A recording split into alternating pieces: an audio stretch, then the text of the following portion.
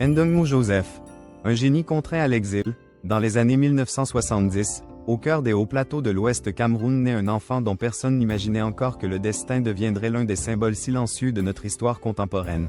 Ndungmu Joseph voit le jour dans une région rude, mais fière. Une terre où le travail n'est pas un choix, c'est une respiration. Dès son plus jeune âge, il se distingue.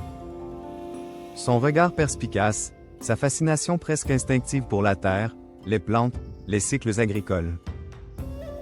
À l'école, les maîtres le remarquent immédiatement. C'était le cultivateur, cet enfant que l'on retrouvait, même après les cours, un cahier dans une main et une poignée de terre dans l'autre. Et très tôt, une conviction s'enracine en lui, devenir ingénieur agronome. Intégrer l'université de Tchang. Contribuer à nourrir son pays. Mais le Cameroun des années 80 change. La crise frappe. Ajustement structurel.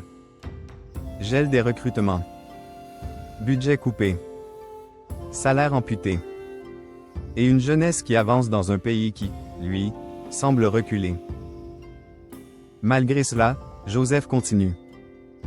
Baccalauréat obtenu avec éclat.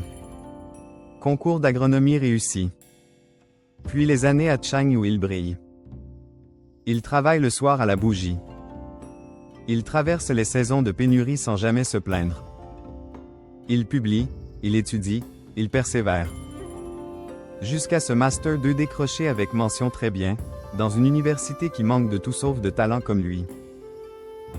Mais le jour où il reçoit son diplôme, la réalité le rattrape. Le Cameroun n'a rien prévu pour lui. Rien de rien. Pas un programme d'intégration. Pas un début de recrutement. Pas un projet national mobilisant les compétences formées à prix d'or. Le secteur agricole, poumon vital du pays, est paralysé. Les politiques publiques stagnent. Les jeunes diplômés errent dans un labyrinthe administratif sans sortie. Alors Joseph comprend. Avec une lucidité douloureuse. S'il reste, il va s'éteindre. Sa science va mourir dans l'ombre, comme celle de tant d'autres avant lui. Il prend donc cette décision que trop de Camerounais connaissent. La valise qu'on prépare en silence, les adieux qu'on ne prononce pas, et le rêve qu'on emmène ailleurs. Le Canada devient sa nouvelle terre. Pas par enthousiasme, mais par nécessité. Ce départ n'est pas un exil volontaire. C'est un arrachement. C'est la réponse d'un homme brillant à un pays qui n'a pas su l'accueillir à hauteur de son potentiel. Aujourd'hui, l'histoire de Ndungmu Joseph n'est plus seulement la sienne. C'est celle d'une génération entière. Une génération que le Cameroun a formée, puis laissée partir.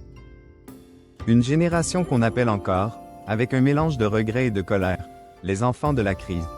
Et tant que nous n'aurons pas compris pourquoi des talents comme Joseph ont dû partir, nous continuerons de perdre, chaque année, les piliers de notre avenir. Si ce contenu vous intéresse, alors abonnez-vous massivement et partagez au max.